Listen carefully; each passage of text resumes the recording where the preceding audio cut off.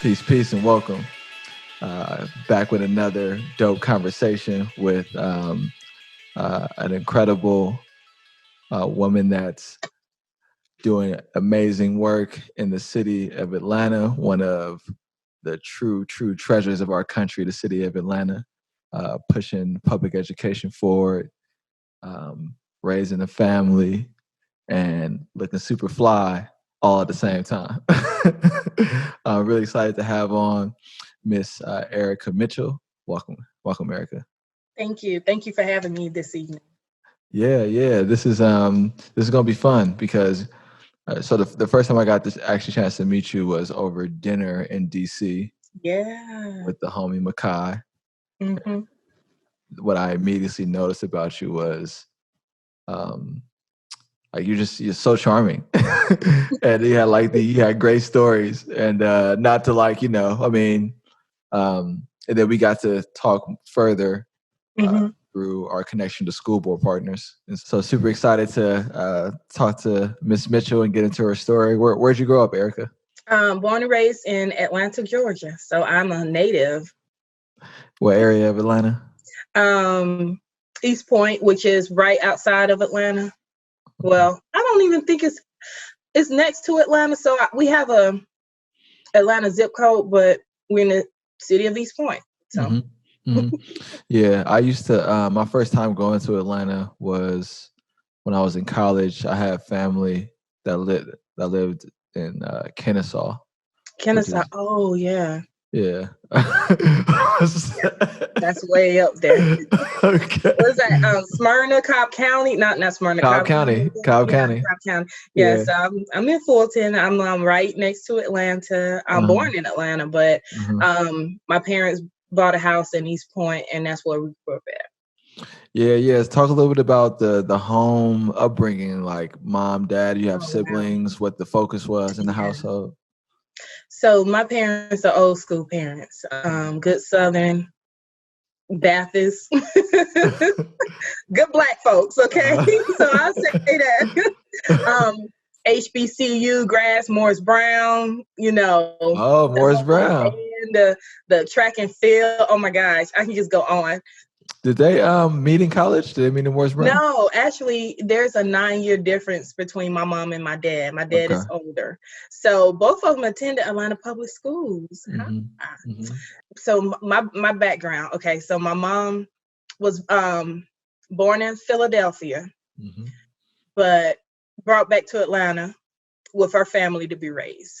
Um, she just happened to be born in Philadelphia because my grandma went visit Philadelphia and then had my mom in Philadelphia, but she's from Atlanta, so Right. it's crazy. So my dad, he's born and raised in Atlanta. He's the middle child of two brothers, and my grandma, his mother, moved to Atlanta when she was 6 years old from Monticello, Georgia. My grandfather, my dad's side, moved to Atlanta when he was 19 from Macon, Georgia, with a third grade education. Can you believe that? Mm, He ended up working for the railroads mm, and getting his high school diploma at the same time my dad and his brothers were in high school. He went to night school. mm, And he graduated shortly after my dad. And grandma um, graduated from the first African American high school in Atlanta, which is Booker T. Washington in 1936. And she attended Morris Brown. okay. Okay. Okay, so that's where the Morris Brown coming in. Got it. So my dad and his younger brother attended Morris Brown, but my dad older brother went to the Navy and he's out in San Diego now. So he was stationed in San Diego. He lived in San Diego. He's in San Diego now. So my mom's side, um, my grandfather uh, grew up in Atlanta, but by way of Tennessee and Central America. Okay.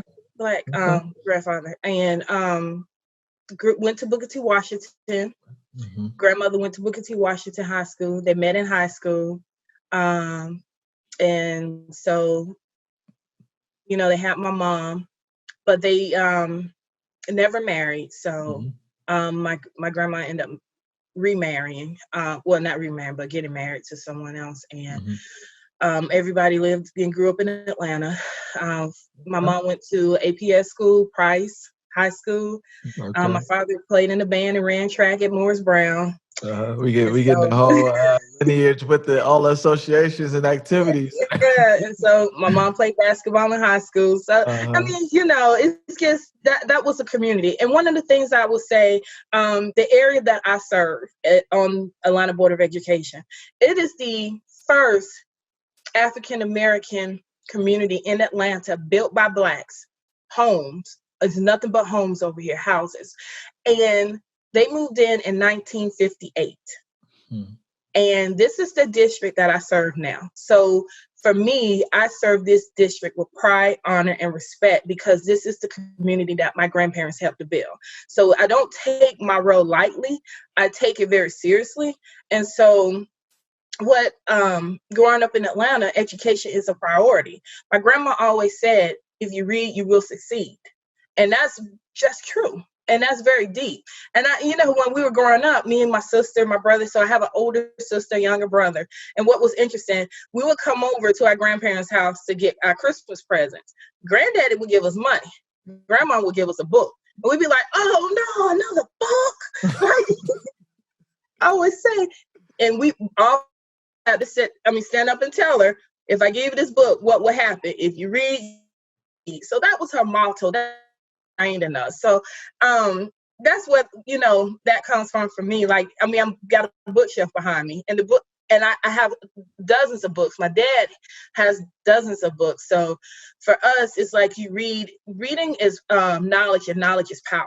That's just a little bit about my parents. Yeah. No, that's actually what I wanted to get to was those lessons because like coming into public service for Yeah. some people it's like it makes sense for some people other people it's unconventional but all of these early experiences help inform who we are as people Yes.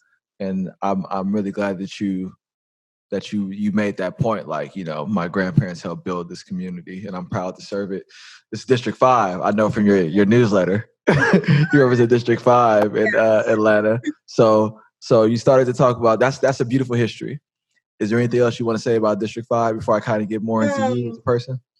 District 5, what else about District 5? Oh, yes. Okay, so District 5 have two historical African American high schools, Benjamin E. Mays and Frederick Douglass. Hmm. Hmm. So these are part of our legacy of excellence, Black excellence in the city of Atlanta. So I do want to say that, and I'm very proud to serve. Yeah, yeah. No, I can feel it. I feel it. I believe when you say that. Like I was saying on Twitter today that we've been about black folks before the hashtags and window signs. Thank you. We ain't new to this. We true to this. True to this. Yeah, yeah, no, that is so real. So you grew up. You had these informative life lessons. Where did you also go to HBCU? Yes, I did. I Okay. went to the Alabama State University. Uh-huh. I have to say it like that. And I say it like that because let me just share this with you. I went to private school, Montessori school, private school, and then I went to public school. The public school I went to was not in my community. It was 30 minutes outside of my community. And majority of the kids in the public school I attended didn't look like me. We were the minority. We were maybe like 1%. And that was second grade through 12th grade. And so in high school, I was an athlete. So I played basketball, I ran track, I played volleyball. Hmm. Ended up getting a track and field scholarship to Alabama State University. So that track and field scholarship meant a lot to me because I could have went to a not traditional HBCU. I could have went to UGA. I could have went to South Florida. I could have went to wherever I wanted to go. But going to a HBCU to me at that age was like, oh, I'm going back with my people, because I've been away from that environment for a while.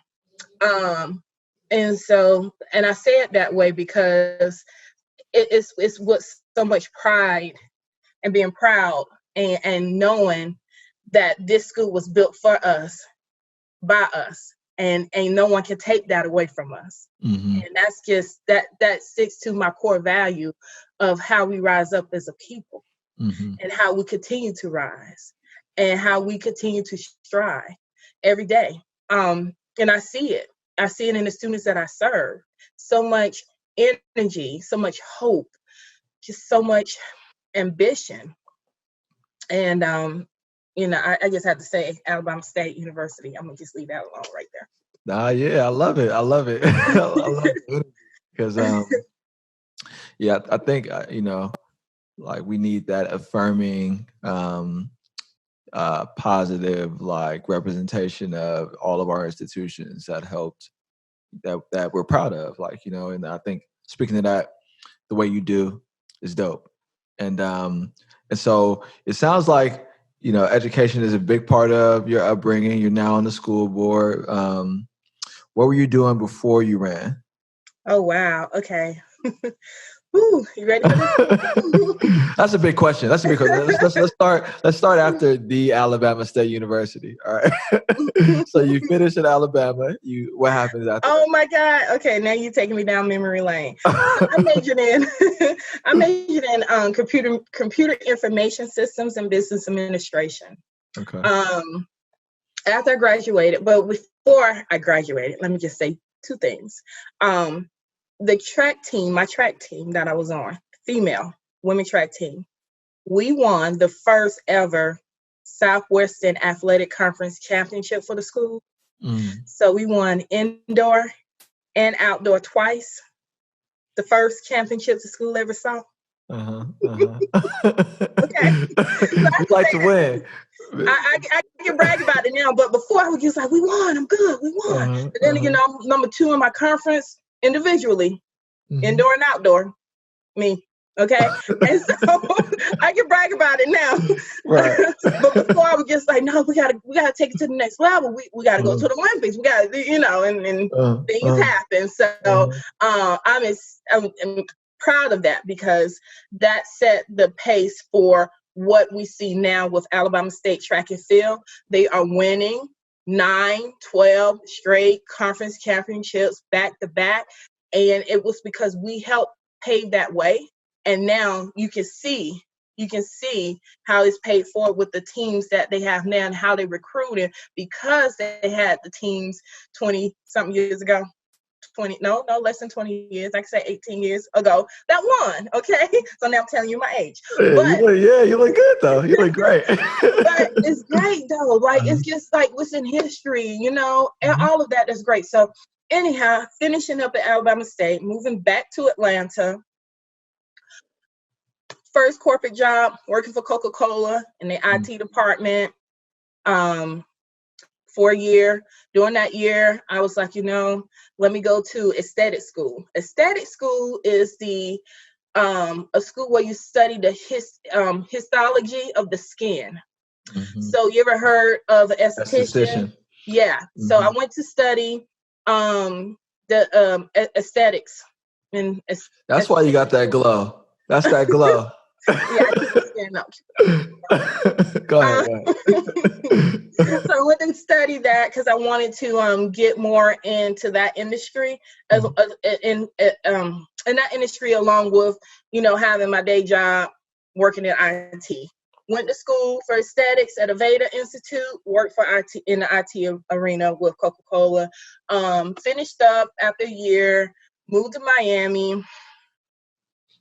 That's a long story. Had a great time. Met a lot of people. Met a lot of good people. Worked down there in the IT profession and also aesthetics as well. Was a trainer for Aveda, and then came back to Atlanta. Did a lot of freelance work for movies, TV shows, editorials for magazines and stuff with makeup.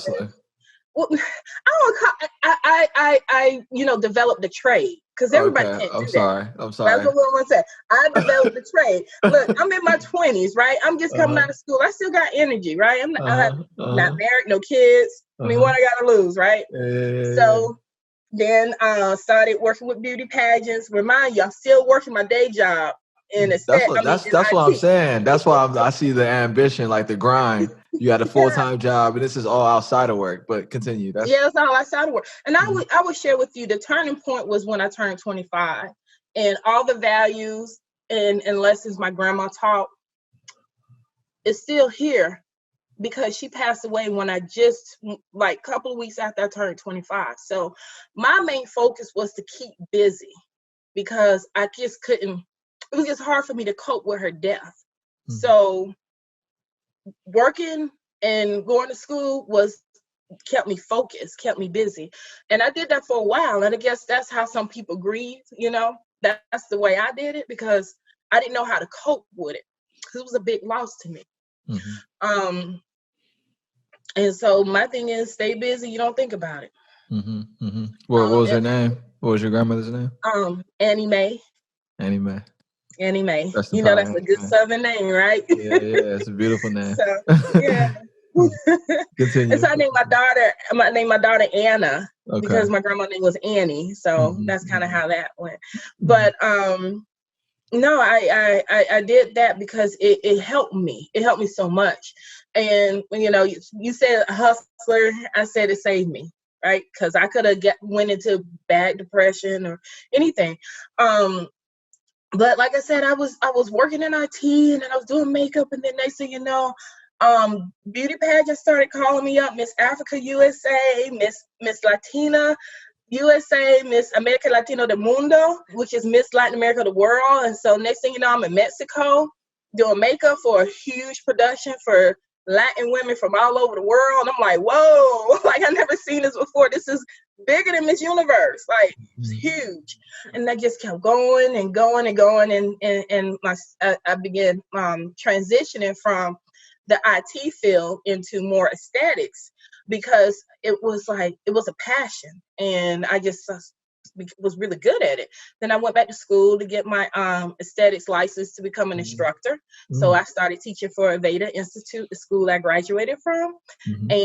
and which was really cool. Like going back a couple of years later as an instructor, and I did that for a while and created different curriculums for students.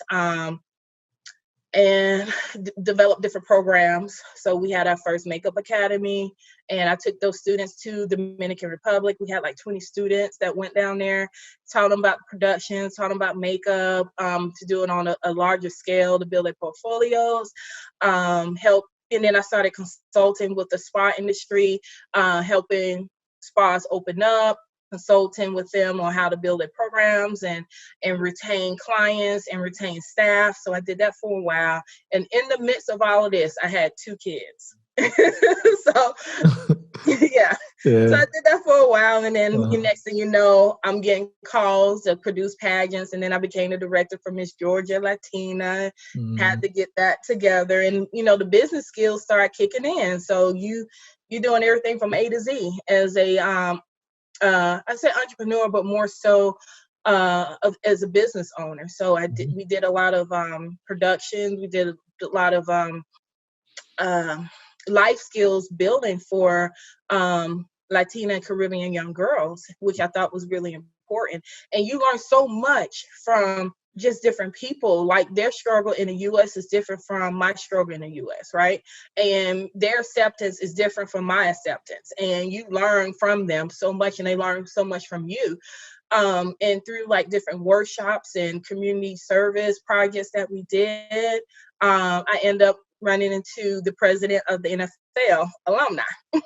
Mm. And so next thing you know, they're asking me to come work for them because they saw Mm. so much of the community work that I was doing and with the young women. And so I was like, I could come over, you know, part time because this was like really, really full time for me because we had so much we would do every month.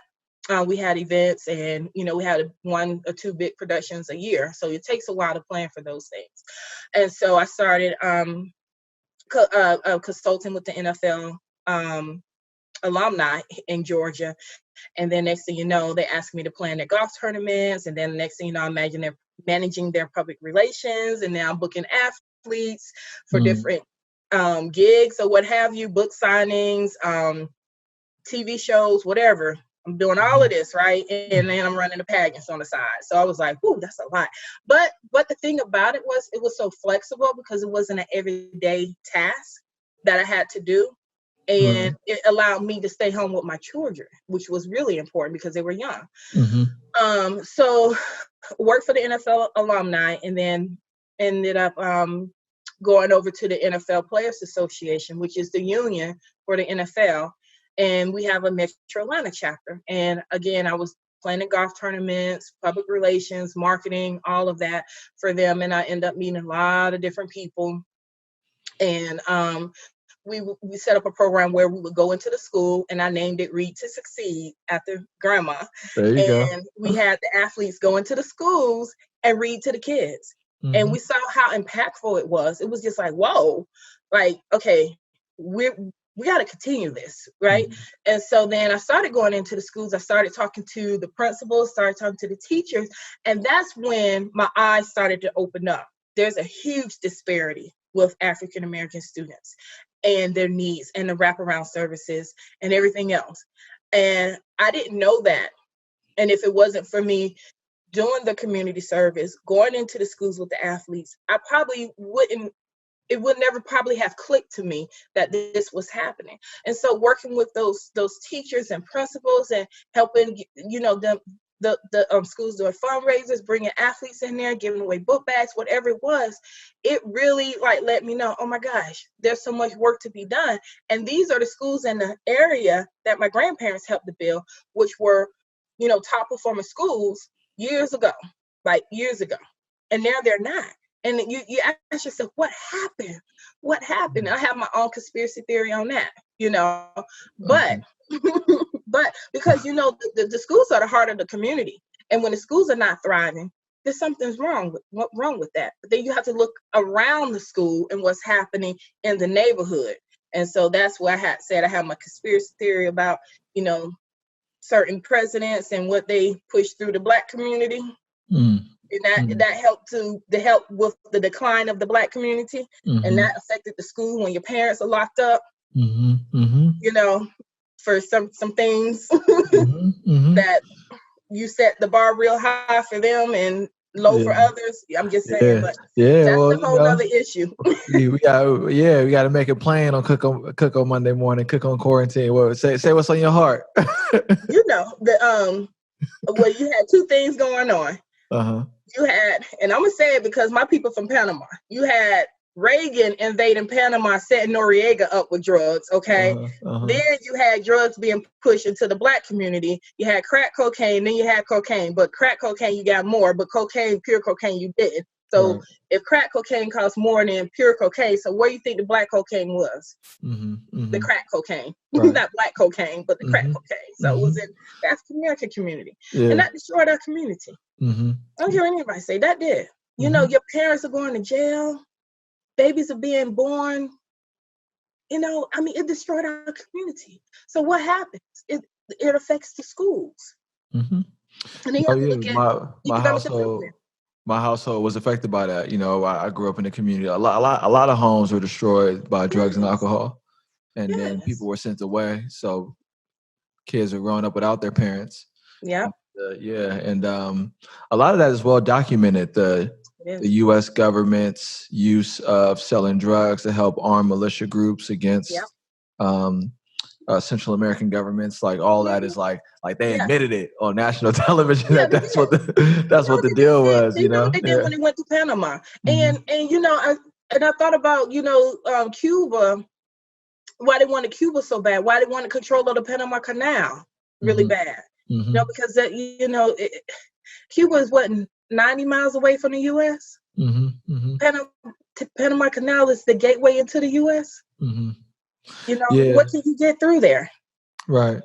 Right. I mean, the interesting thing for me, the transition, like when I became a elected official, right? Hmm. Um, and then you see actually what is happening behind the scenes. Yep. Uh, the Black community has, over the course of one of the things that's, I think, consistent in our culture is this questioning, mistrust of government. Mm-hmm. because of the direct injury that government placed and targeted like our people. You see it now. Yes. We haven't even gotten into, we're in the middle of shelter in place. Before we got on the line, we started talking about, Atlanta, the issues that Atlanta is grappling with around the recent killings of a few black men by Yeah. police. So we haven't even started on that We yet, haven't right? even got on that. Um, but then, being elected, like our school system gets that type of mistrust as well, and there's a lot of underserving that's happened by school districts in the black community. And Yeah. so I had a conversation once about how odd it is to um, represent a system that people don't like or trust, and then Mm-hmm. like how like oh, am I supposed to defend this? Like I can't really. Yes. Yeah. No. No. I feel you. That's how I be uh feeling. Like, ooh, whoa, which way we going on this, right? Because Yeah. I'm for the people now. Uh-huh. Right. So. We haven't even gotten to your first election. Like so you were doing all this engagement work. You sounds like you're in many ways you're self-built. I heard the theme of education in your career story. Like I learned the skill. I went to go teach it to other people. As I was learning, Mm-hmm. I saw issues. As I started to run stuff, I got people engaged on social impact Mm-hmm. features. Like I saw Yes. that were connected to schools. I see that's like very consistent and all bringing it back to the legacy of your grandmother, right? Yes. Um, Grandparents. so, so you had Community every service. reason.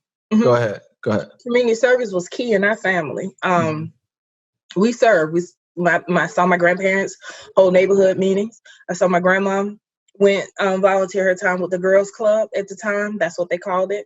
And I saw my granddaddy and both grandparents on both sides real active in the community. Now my mom's dad ended up moving to New York, and he was a big contractor. He got a lot of contracts for New York. I don't want to say he helped build some of the cities, but part of the city, but he did.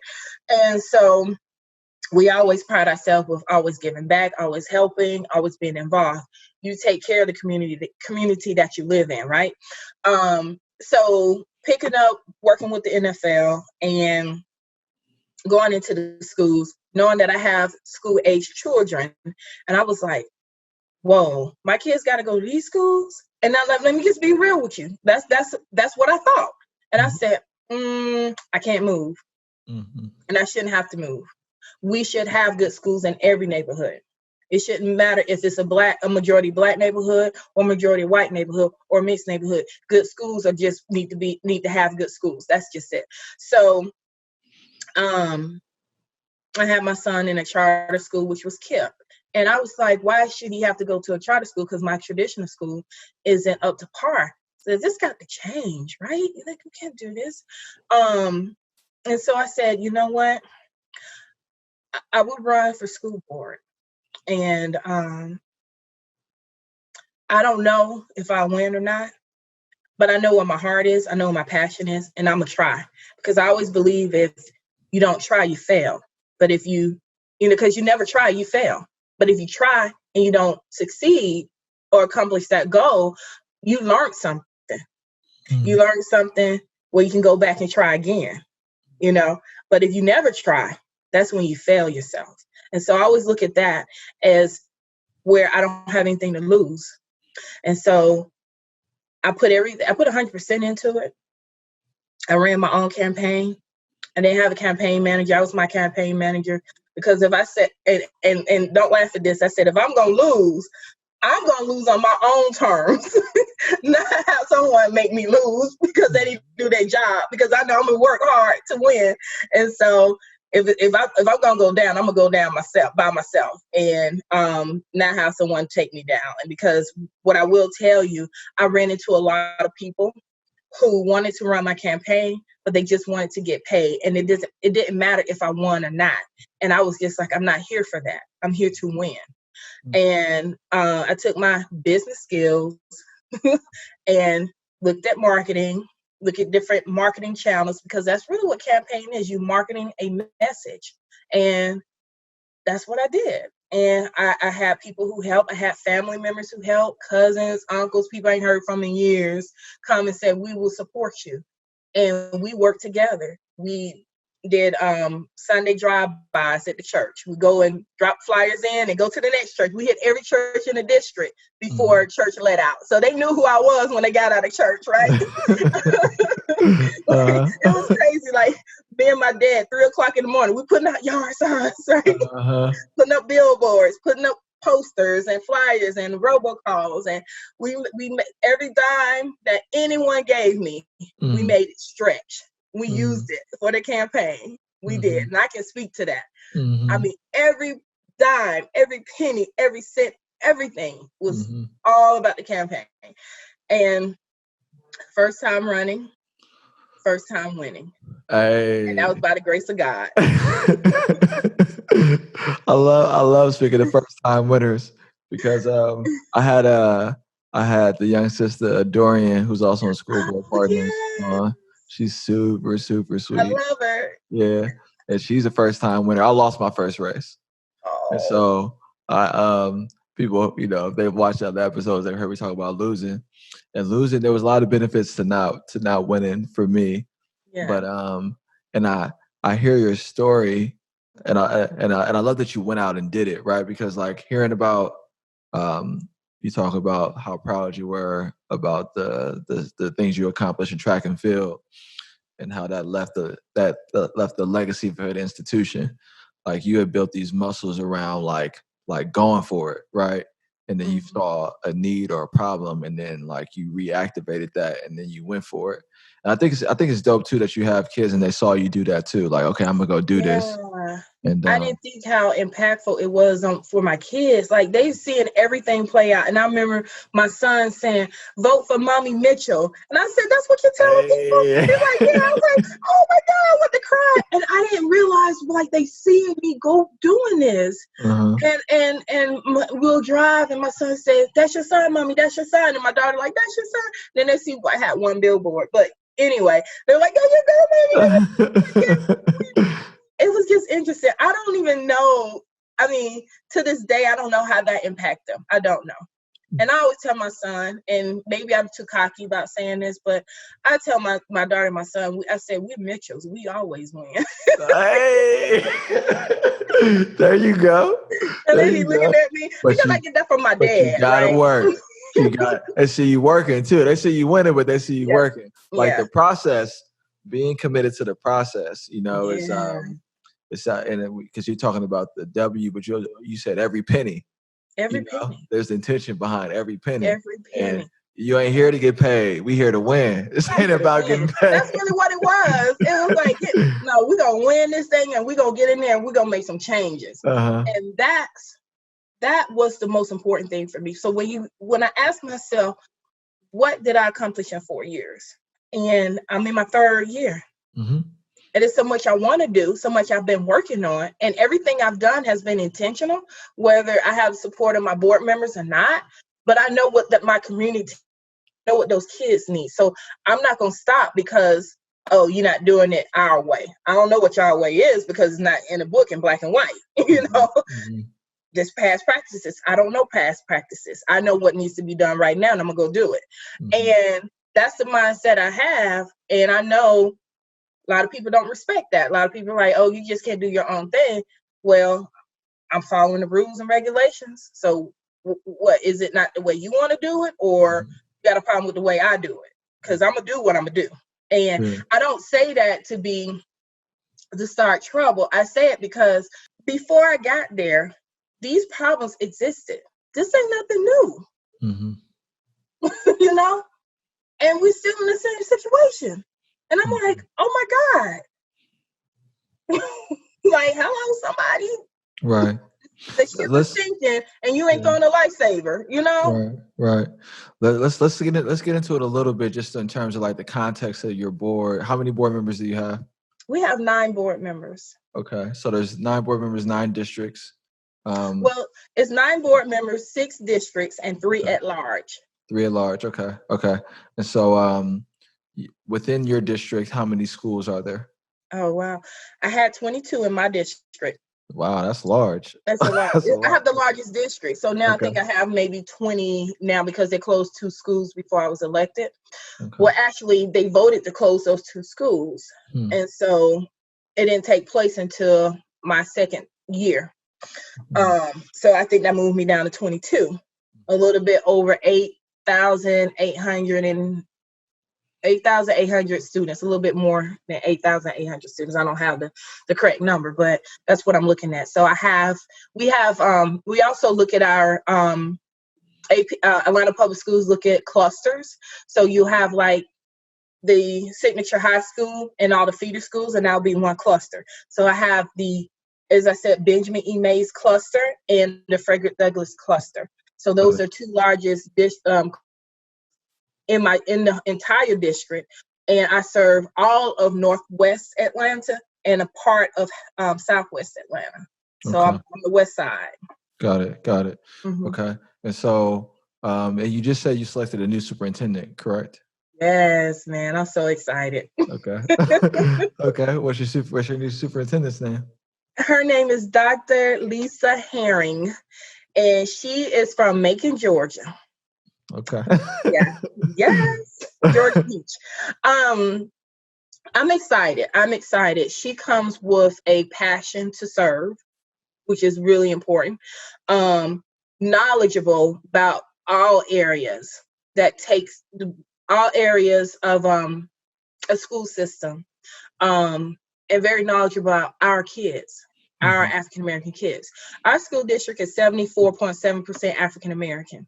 She understands what it takes to educate Black kids Mhm. and the barriers that Black kids are facing Mhm. and how to break those barriers. She understands equity Mhm.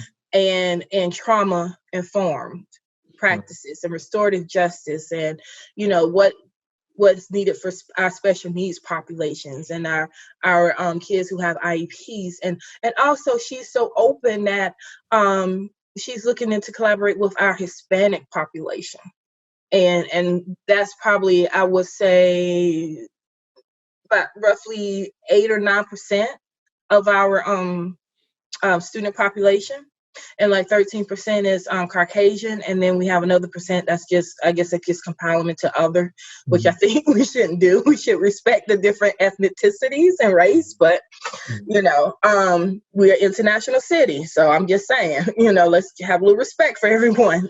Right. Right. Um, but she comes with a sense of passion and wanting to serve, and that to me speaks volume in the direction that this school district needs to go when you talk about closing that achievement gap and making sure that all our students are proficient in the 3 R's: reading, math, and arithmetic. Mhm.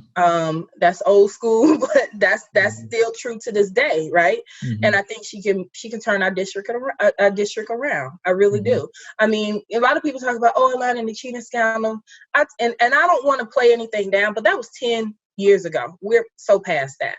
And I know again, to respect everyone else, I know there's certain things that are affected by the cheating scandal. I get it, but that should have been cleaned up before now. You're talking about a 10-year gap. We had 10 years to clean it up. We had and the people who were accused of whatever, that was handled in court. So we can't go back to that.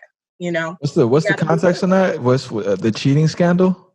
on. You said the cheating scandal? Yeah, so in 2008, I believe Atlanta Public Schools went through a bad cheating scandal. So it was during the time when George Bush. It was like for the test scores. Yes, for the test scores, Okay. because Okay. he approved that, Mhm. signed the bill, No Child Left Right. Behind Right. Act, Right. and Mhm. every school district was cheating, but Mhm. Atlanta was called out on a national scene. Yeah, that's what I was actually remembering was that several sites got accused of that, but Yeah, I wasn't aware that Atlanta was sort of elevated, but that was happening all over the country. it was Yeah. happening all over the country, but we at the time Atlanta Public Schools had a $500 million budget, and it just looked like the state wanted to take it over because they wanted the money, the control over that money. Every year, almost every time we go into session at the Capitol, you have a group of people who want to take over the city of Atlanta airport. every year because they want control over the money. And I believe that was the same thing for the school district. Um, because Atlanta was not the only school district in the state of Georgia that was doing that, or even the country. But we serve a predominantly African American district, so of course that's going to be targeted. Right. The people who were accused served their time, or it was handled in court. So we have to move past that. Mm-hmm. We have some effects from that, but we have to correct that. We have to straighten it out and move past it. Because, a lot of time I hear, I heard the cheating scandal. I'm like, yeah, that was 10 years ago. But then there was someone brought in 3 years prior to that to kind of clean it up, or a new superintendent to come in who stayed with us for 6 years. And so now we're transitioning Dr. Herring in, and I'm just like, okay, I'm excited because I see the potential of where we can go and what we can be. Mm-hmm. And the pride of Atlanta Public Schools and the people who want Atlanta Public Schools to succeed. So for me, I'm just excited for a new direction that focus on student achievement for all students, but to put the focus really on African American students, because here's what I say. We have a predominantly Black school board. We have a Black superintendent. We have a predominantly Black city council, a Black mayor, predominantly Black, what is it called?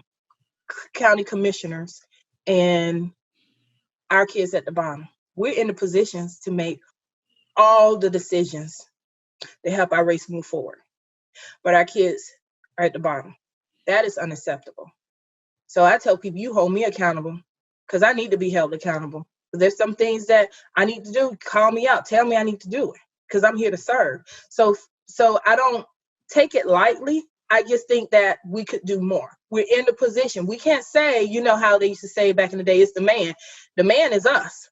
Are we going to run a system that's broken, a system that was built on segregation? Or are we going to fix it and make it right? So we're in a position, and it's up to us to do it. And we can't complain about stuff that we can't control. We're controlling this. So let's fix it and get it right. And that's how I look at it. I don't want to hear excuses. I don't make excuses. I just want to move the work forward. And I want our kids to succeed, just like I want all kids to succeed. But when you have a large number of African American students in the school system that is reading below grade level, below state standards and in our school district standards, that's a problem.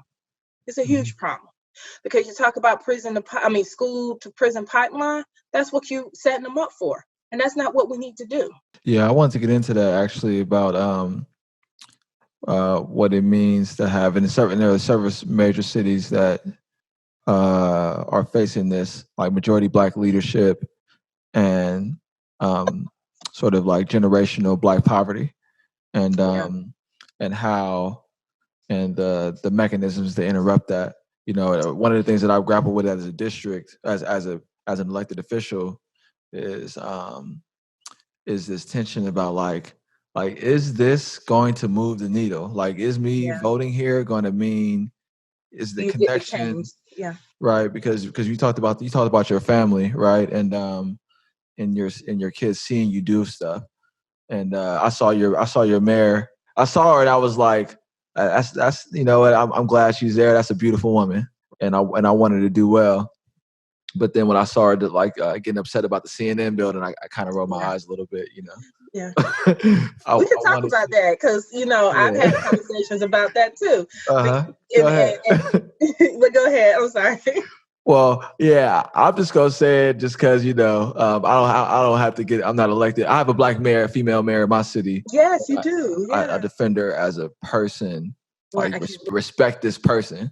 Don't, like, you can disagree with this person, but respect her. Right. That's kind of like how I come down on some stuff, and where she does well, I speak out on it. Where I disagree with her, I speak out on it. But when I saw that, I was kind of like, come on now, you banging for the CNN building? That's kind of funny to me. When simultaneously you're in a city that, like, the people are struggling. It's not saying that she's not also talking about that, but how angry she was when she was talking about it, I was kind of like, I wouldn't get that much energy to the CNN building, but I don't know though. I don't know the context. That's just kind of how I felt when I saw it.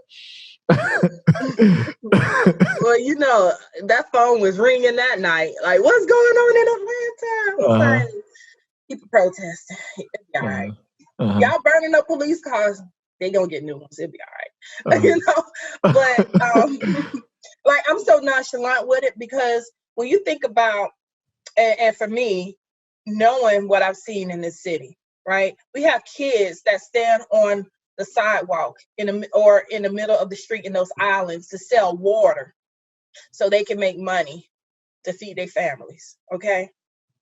You go through these neighborhoods and you see these apartment complexes and you wouldn't live there, but I see the families that my students, their families, they're living there.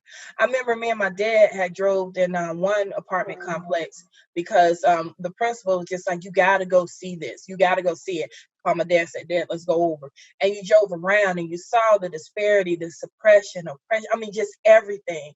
Like people have lost hope, the mental health of these people. We don't know where they are. We don't know what mind they're in, right? And I'm seeing this, but you have the kids that are going to school. So you think about school as a safe haven, right? And they go home and it's chaos. It's a lot. It's a lot they're looking at. It's a lot they're experiencing. A lot of trauma that they're dealing with, especially when you see like these kids who witness people getting shot, witness the police brutality, witnessing their parents getting pulled off the jail, right? Just a lot of different things. Just walking to school, you know, I'll share this with you because this is what really got me for 3 months in. Um, I remember I got a phone call from one of my principals, and she said one of our students committed suicide. Now, this is elementary school principal, and I said, no, suicide? What are you talking about? The child was 10 years old. He had dealt with so much trauma in his life that he wanted to end it. I could not get myself off the floor because I was in tears. Because I said, 3 months after being elected, I'm dealing with? Like, I wasn't prepared for this. And I just remember talking to the principal, like, what could we have done to help this child? And she said they tried to do everything they could. They tried to help him. They tried to counsel him. I mean, he just couldn't break away from it, everything he was experiencing. And I said, okay. Then here I am raising money to bury this young child. I couldn't even go to the funeral because I just couldn't do it because it weighed so heavily on me. Like at 10 years old, you need to be a child. And so I look at that, like, where did we fail this child at, right? Where did we fail his parents? So let's go to the parents. You want to serve the child, you got to serve the parents too. And I don't know. And as I started going throughout the year, it started to become more clear because the next month I lost a child, got shot, 15 years old, Benjamin E. Mays, high school student. Next month, someone else get killed. And then here we are at graduation. I said, okay, we're gonna get through graduation, right? Let me tell you, this what did it. May 25th, we graduated best high school.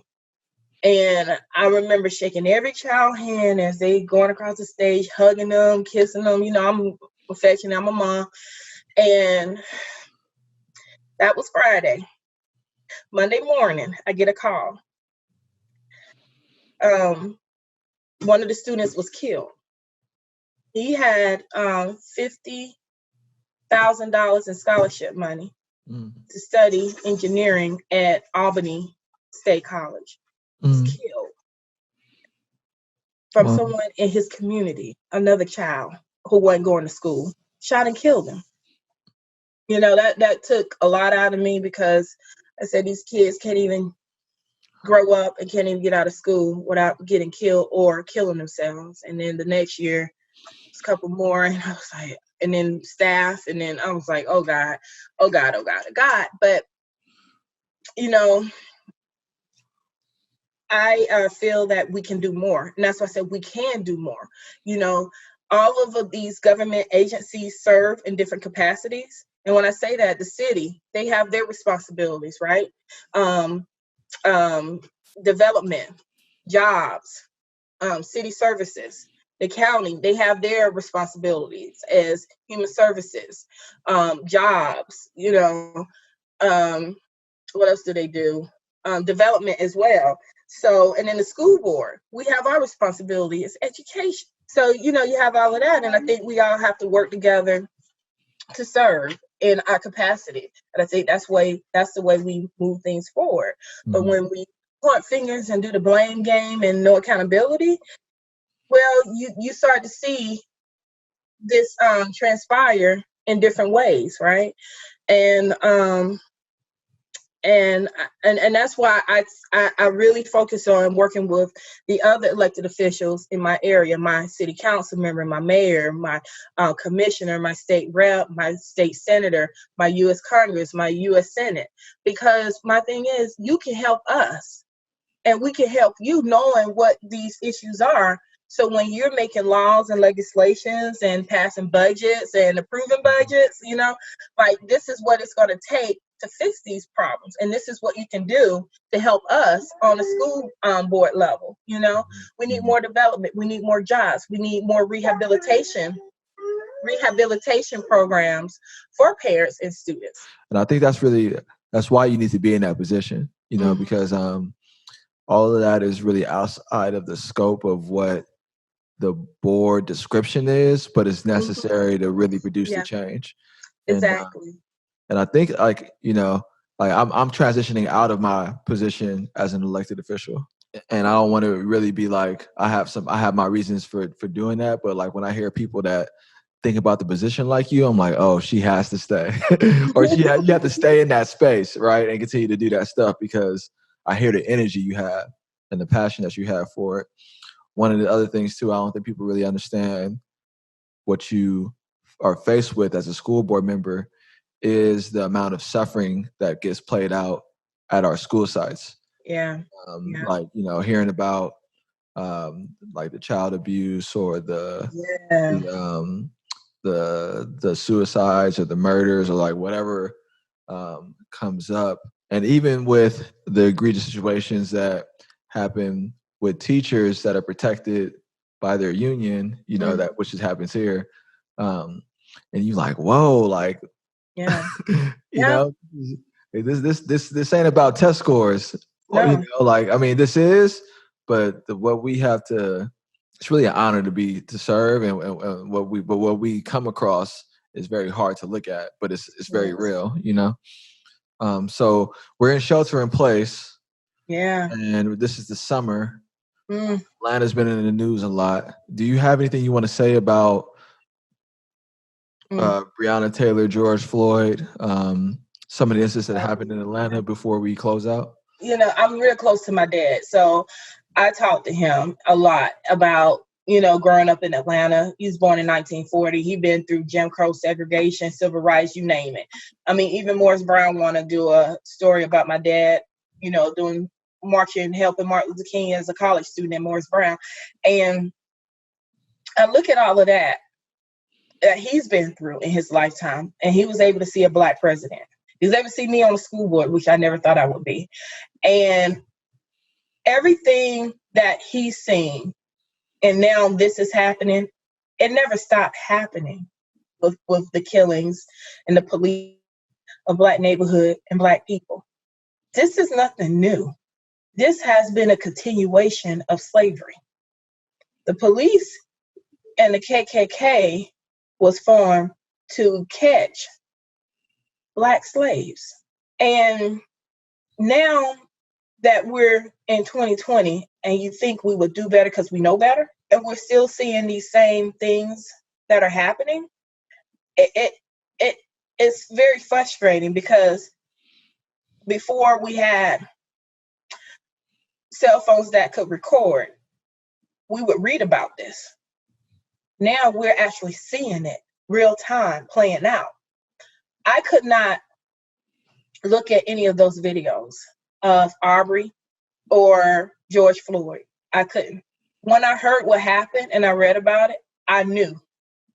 I didn't want to look at it because I didn't want to keep crying. And I say that because you hurt for your brothers that are being killed. And then the situation with Rayshard Brooks, I couldn't even watch that video. I watched a little bit when he was pleading with the officer, like, I don't want to violate anything. I just want to go home. I can walk to my sister's house. And they still won't let him go. And I was just like, man, I cannot watch them kill him. I can't. And I know the pain that everybody is feeling because they watched it. That's why they're in the streets. I get it. And it's very hurtful. It's very painful. It makes you angry because we're still being killed and hunted here. And I say Atlanta is a Black city. Everybody talk about Atlanta as the Black Mecca. But yet we can't even protect our own from being killed. But yet we can't even educate our own. But yet you come in the Black community, not all in Atlanta. We got some nice Black communities, don't get me wrong. But when you come in the areas that are underserved and underdeveloped, that ain't nothing to be bragging about. That's nothing to be running around talking about, oh, we the Black Mecca, the land for Black opportunity when we're not even taking care of our own people. And I'm saying that for everyone who's in an elected position. And so now there's a big movement. Black people better get what they need out of it for us, for sustainability for the future. Not just a hashtag, not just a t-shirt, not just to be on TV and be popular and get more Instagrams and Facebook likes. Like, what is our agenda? What are we trying to do? Don't just celebrate Juneteenth because you don't want to be considered a racist. Like, don't do that. Because, see, Juneteenth is real, okay? I'm just saying, and I'm being real to it because this ain't no game. This is life. This is life. I remember telling one of my friends one day, it doesn't matter who wins the presidency because at the end of the day, I'm Black and that ain't gonna never change. And if you know what it feels like to be Black and to go through all these obstacles and challenges, then you can't say nothing to me. Mm-hmm. So when I look at all these things that are taking place, I look at everyone in a leadership position. What are we going to do? That's it. What are we going to do? And what's our agenda? Mm-hmm. And it better not be getting appointments, right. Getting little crumbs off the table. Okay. It better be for advancing our people. With 13%, or maybe 13.5% of the population, 6.5% of African American men are incarcerated. Mm-hmm. Think about it. We got a problem. Mm-hmm. So we are going to be in these positions to do the good, or we're going to be in these positions to get the crumbs. Which one is going to be? Mm. I don't need no crumbs. Mm-hmm. I'm just saying. But that's where we are. And our mayor, and I chat with her a couple of times, and she knows she has my support, but you got to be with the people. This is a challenging time for her. It's a hard place to be in. I get it. You got people coming at you all kind of ways. I get it. But you got to stay true to what you believe in. And you got to stay true to what your people need. Mm-hmm. And I know that she will come through this on top, helping us. We're looking at police reform. I think she's going to drive that work and be that platform for other cities to look at how it's done. I have a lot of faith in her that she will pull us through this. But we have to be united. We can't be against each other. But and those who don't want to serve, who just want titles, positions, and appointments, you got to go. Mm-hmm. Got to go. Because you're not helping. You're hurting. And then that's just me being real. Right. And I said, whether I get reelected or not, I'm gonna stand in my truth and what I believe is right. Mm-hmm. I'm standing with my community, Right. the people that I serve. That's who elected me. And if they don't want me, they don't want me. If they do, they'll keep me. I mean, Mm-hmm. that's what it is. But I will never sell them out.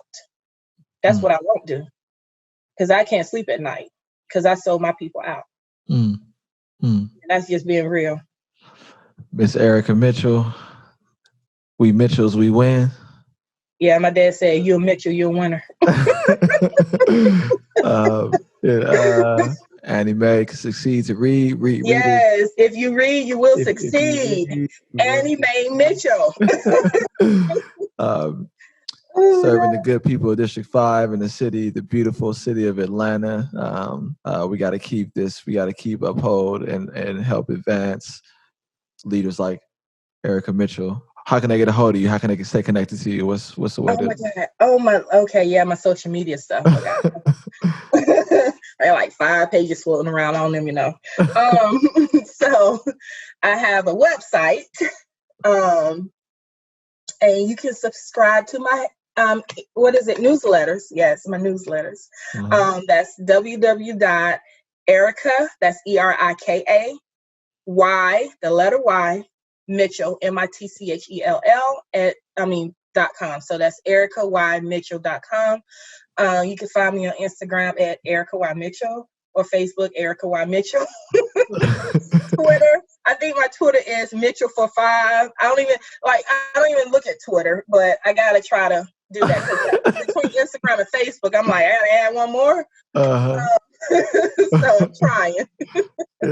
Yeah. I appreciate you taking the time. It was great to hear about your story. I was really moved by your story and the pride that you speak about your city and your family with. I look forward to supporting you and rooting for you as you do this position and whatever else you do in the future. Thank you. Thank you for having me. Peace, and we out.